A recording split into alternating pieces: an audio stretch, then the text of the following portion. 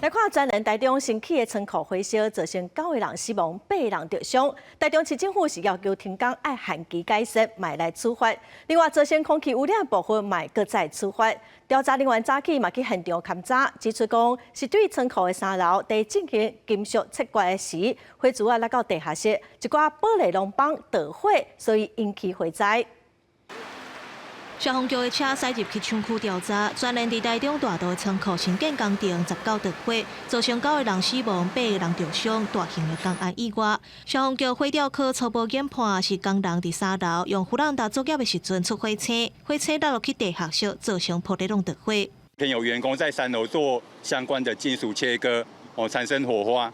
然后掉到1楼的整个途径我们今天还要再去做厘清的动作。 劳动部职安署和台中市劳检处20去现场勘查，初步认定营造施工的单位违反职安法设施的规则，无共工程之间综合管理嘛有做无好势，先下令停工。所得来调查，若准是事实，会当照施工的项目，各项罚上当30万。远离一些燃烧物，再来就是火星要有一些防火毯把它保护起来，因为火花会跳。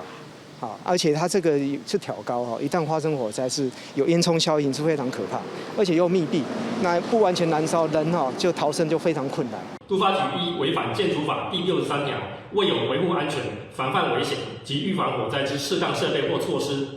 除依同法第89条裁处新台币9万元罚款外，将依工地火灾 SOP。 函释勒令停工及限期改善。台中市府另外依照违反建筑法第63条，无防范危险甲预防火灾适当设备或者是措施，罚9万块。若导火产生 OM、PM2.5的高度，一立可公尺来到1517微克，嘛依照空气污染防治法第32条甲67条，罚10万到500万。烟雾本身的那个粒子